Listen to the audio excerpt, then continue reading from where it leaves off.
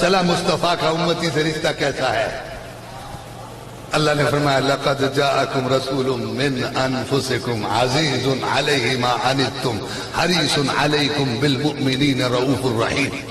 تو اللہ تبارک و تعالیٰ نے جو فرمایا انفسکم انفسکم، تو پتہ چلا کہ حضور جان ہے۔ تجھے پتہ چلے نہ چلے کہ تیرے اندر کب جان آئی، تجھے پتہ چلے نہ چلے تیرے اندر سے جان کب نکل گئی، لیکن جان کو پتہ ہوتا ہے کہ تیرا کیا حال ہے۔ تو ہمیں معلوم نہیں، مصطفیٰ کو ہمارا سب کچھ معلوم ہے۔ ہمیں معلوم نہیں، مصطفیٰ کو ہمارا سب کچھ معلوم ہے۔ اچھا ایک تفسیر اور بھی کر دوں، اور وہ یہ ہے کہ جاءکم رسول من انفسکم، من انفسکم، من انفسکم، اس کم کو صرف مسلمان مومنوں تک محدود نہ رکھیں، عالم انسانیت کے لیے، سب کے لیے، عالم انسانیت کے لیے، سب کے لیے ہے، خواہ وہ مسلمان ہو خواہ وہ غیر مسلم ہو۔ میرے آقا علیہ السلام ارے کافروں کے لیے بھی تڑپا کرتے تھے کہ یہ جہنم کی آگ میں نہ جلیں اور انہیں بھی کلمہ طیبہ نصیب ہو جائے۔ اور اس کے اور بہت سے معنی اور مفہوم ہیں، لیکن یہ معنی بھی میں اپنی طرف سے نہیں کہہ پا رہا، اور نہ شریعت میں، دین میں اجازت ہے ہمیں کہ ہم اپنی رائے سے کوئی مسئلہ گھڑ کے پیش کر دیں۔ شیخ سعدی علیہ الرحمہ نے بڑا خوبصورت ایک شعر کہا، مجھے بڑا پسند آیا تو میں نے اسے لکھ لیا، آپ کو بھی سنا دیتا ہوں۔ سبحان اللہ، فرماتے ہیں شفیع الورا خواجہ باس و نشر، شفیع الورا، آپ بھی پڑھ لو نا، حضور کے نعت خوان بن جاؤ نا، میلاد کا مہینہ شروع ہو گیا ہے، آپ بھی میلاد خوان، ہم بھی میلاد خوان، سب حضور کے میلاد خوان۔ شفیع الورا، یہ شفیع الورا کیا ہے؟ شفیع الورا مانتے ہو نا حضور کو؟ شفیع الورا، ورا کیا ہے؟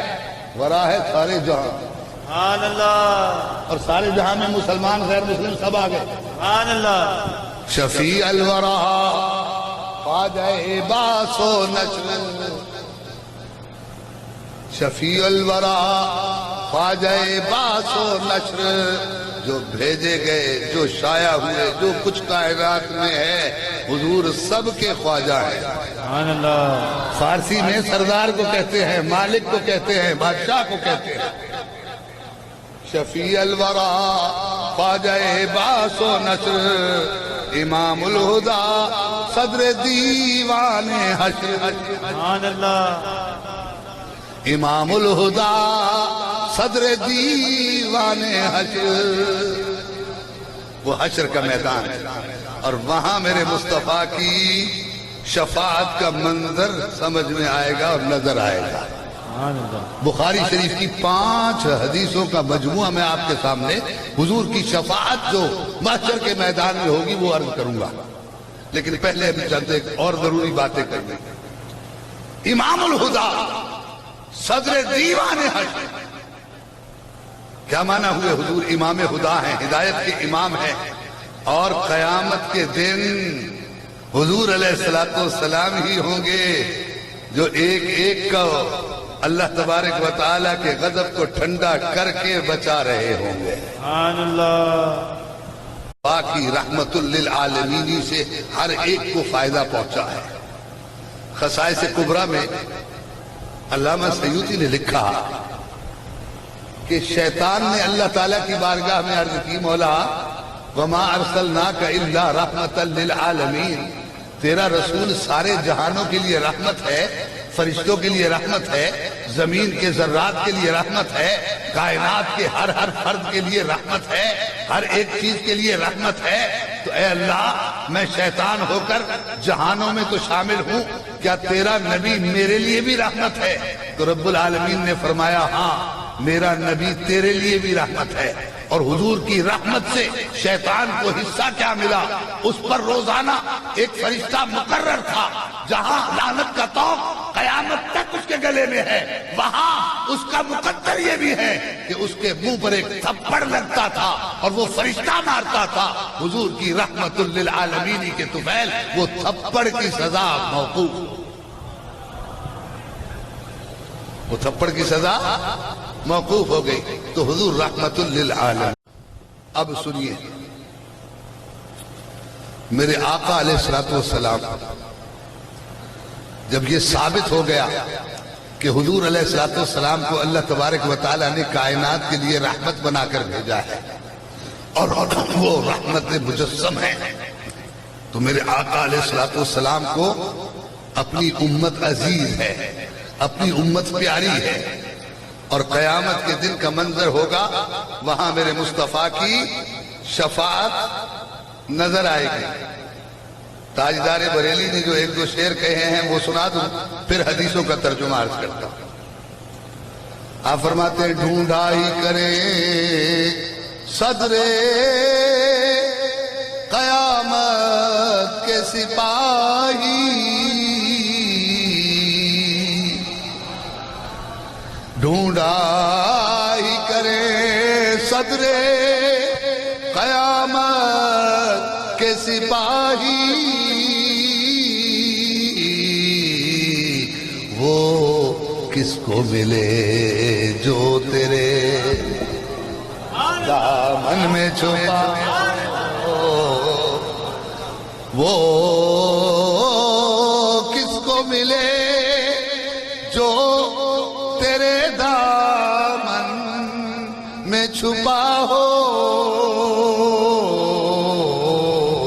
اور پھر امام احمد رضا ایک اور انداز سے بھی سمجھاتے ہیں، وہ مقام ماں اپنی جان اپنی اولاد پر قربان کر دے، یہ جذبہ صرف اور صرف ماں میں ہے، یہ جذبہ صرف اور صرف ماں میں ہے کہ وہ اپنی اولاد کی خاطر، اولاد کی جان بچانے پر اسے اپنی جان دینا پڑے تو وہ بغیر سوچے سمجھے اپنی جان قربان کر دیتی ہے۔ ارے ماں اتنی مہربان جذبہ، اب امام احمد رضا مصطفیٰ کریم علیہ السلام کا جذبہ جو امت کے لیے ہے، حشر کے میدان میں فرمایا کیا ہوگا؟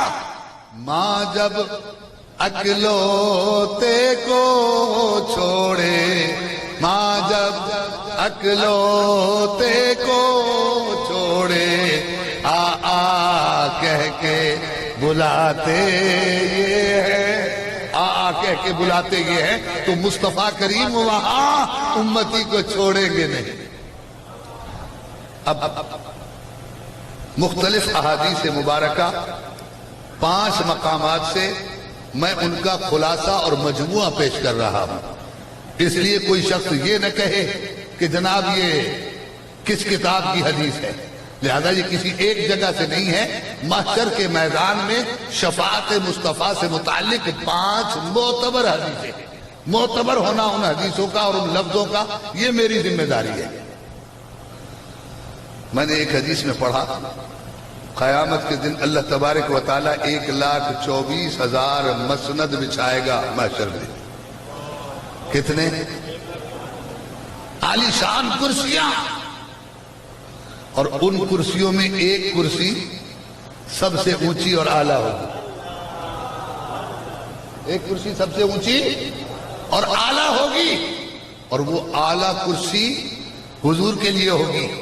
میدان میں حکم ہوگا، سارے نبی اور رسول اپنے اپنے مسند پر جلوہ فرما ہو جائیں، اللہ کا حکم ارشاد ہو جائے گا، سب بیٹھ جائیں گے اور مصطفیٰ کریم کھڑے ہوں گے۔ اللہ فرمائے گا محبوب یہ سج دھج دکھانی میں نے تیرے لیے ہے، آ اس عظیم مسند پر، بلند مسند پر تجھے بیٹھنا ہے، یہ عالی شان سب سے بلند مسند تیرے لیے بچھائی گئی ہے، محبوبہ بیٹھ جا۔ حضور عرض کریں گے مولا میں کیسے بیٹھوں، میری امت تکلیف میں ہے۔ عزیز علیہ ما عنتم، عزیز علیہ ما عنتم، ارے اس آیت کو دماغ میں رکھیے اور ان حدیثوں کے مفہوم کو سنتے چلے جائیے، لطف ہی دوبالا ہو جائے گا۔ سبحان اللہ، اللہ اکبر۔ جب حضور یہ عرض کریں گے تو رب ذوالجلال ارشاد فرمائے گا، اے حبیبہ تیری امت کے 70,000 گناہگار بے حساب جنت میں۔ اللہ کتنے؟ بولیے تو صحیح۔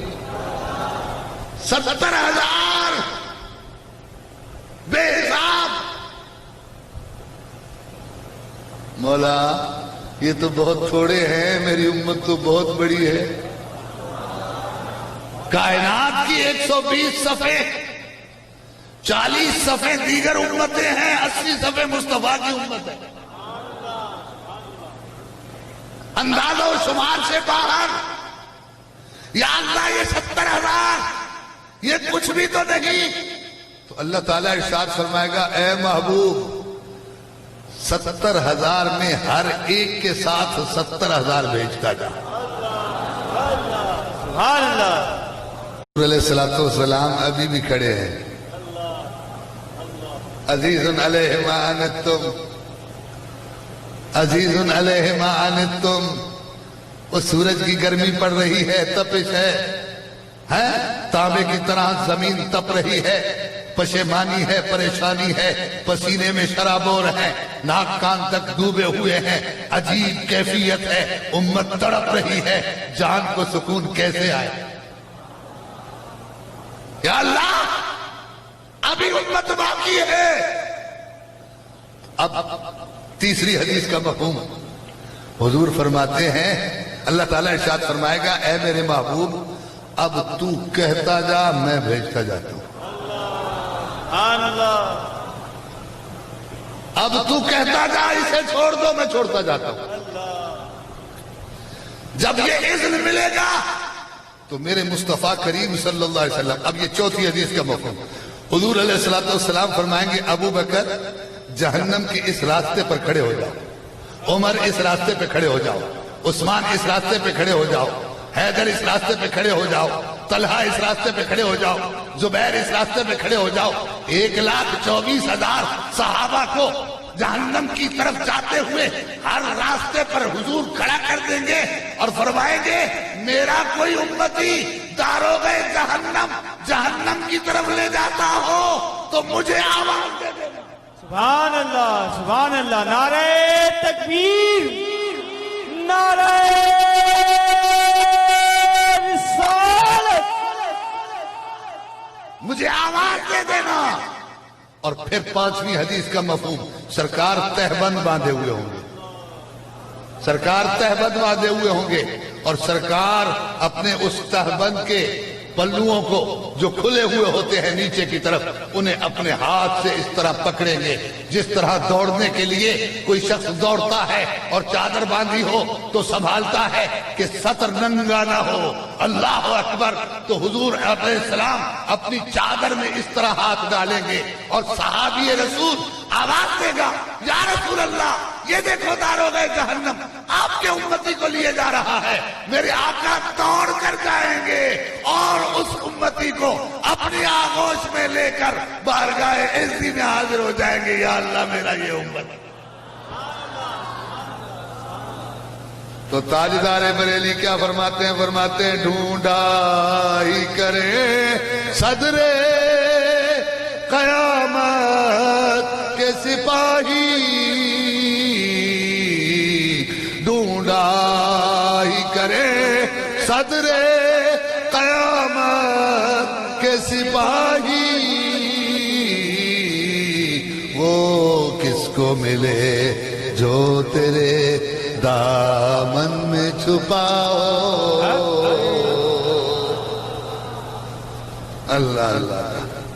پھر اذن عام ہو جائے گا، شفاعت کا نظام اذن عام ہو جائے گا۔ پھر اللہ تعالیٰ حضور کو جب دروازہ شفاعت حضور کھول دیں گے تو اب قرآن پڑھنے والا حافظ بھی شفاعت کر رہا ہوگا۔ ہائے ہائے۔ اور پھر ایسے ہی نہیں، پھر ہم جائیں گے عالم دین کو کہیں گے، حضرت آپ ہماری گلی سے گزرے تھے، ہم نے آپ کو سلام کیا تھا، بس اتنی سی بات پر عالم دین سفارش کر رہا ہوگا، شفاعت مصطفیٰ کے صدقے شفاعت قبول ہو رہی ہے۔ سبحان اللہ، رحمت حق عالمی جویت رب کی رحمت کی بات ہے، رحمت للعالمین رب نے بنایا ہے، تو جس نے مصطفیٰ کو رحمت للعالمین بنایا ہے، بتاؤ اس رب کی رحمت کا کیا عالم ہوگا؟ سبحان اللہ۔ تو مہربانیاں سب رب کی ہیں، وہ چاہتا ہے میرے بندے گمراہ نہ ہو، میرے بندے جہنم میں نہ جائیں، اس لیے رب ذوالجلال نے اپنا حبیب نازل فرمایا، اپنا حبیب عطا فرمایا، اور رفعت شان مصطفیٰ یہ ہے کہ رب ذوالجلال نے 1,24,000 نبیوں سے پہلے ہی وعدہ لے لیا کہ یاد رکھو جا رہے ہو تو تم میرے مصطفیٰ کریم علیہ السلام پر ایمان بھی لاؤ گے اور مدد بھی کرو گے۔ سنیے نہیں، وَإِذَا أَخَذَ اللَّهُ مِيثَاقَ النَّبِيِّينَ، ہر مہینے ہر میلاد کے موضوع پر یہ آیت پڑھی جاتی ہے، ٹھیک ہے؟ تو اب یاد رکھنا، آدم علیہ السلام سے لے کر عیسیٰ علیہ السلام تک ہر نبی اور رسول نے 2 کام کیے۔ کتنے؟ یہ چیلنج سے کہہ رہا ہوں، اور ذریت وہابیہ اور نجدیہ کو میرا چیلنج ہے، ہر نبی اور رسول 2 کام کرتا آیا۔ پہلا کام توحید باری تعالیٰ کا اعلان، خلق خدا کو بتاتا آیا کہ اللہ ایک ہے، عبادت کے لائق وہی ذات ہے، معبود اللہ ہے، اسی کی عبادت کرنی ہے، اسی کی معرفت کا درس دیتے رہے، اور جب دنیا سے جانے کا وقت آیا تو پھر امت کو وصیت کر کے گئے، ہمارے بعد آنے والا ہے، ہمارے بعد آنے والا ہے اللہ۔ پتہ چلا ہر نبی بھی اللہ اور اللہ کے رسول کی بات کرتا رہا ہے، اللہ اور اللہ کے رسول کی بات کرتا رہا ہے، اللہ اور اللہ کے رسول کی بات کرتا رہا ہے۔ تو جب 1,24,000 نبی اور رسول اللہ اور اللہ کے محبوب کی بات کرتے رہے ہیں، تو حضور کے آنے سے پہلے ہزاروں سال حضور کے آنے کے چرچے ہوئے ہیں، تو حضور کے اس دنیا میں آ جانے کے بعد کیوں نہ ہم حضور کی آمد کی دھومیں مچائیں۔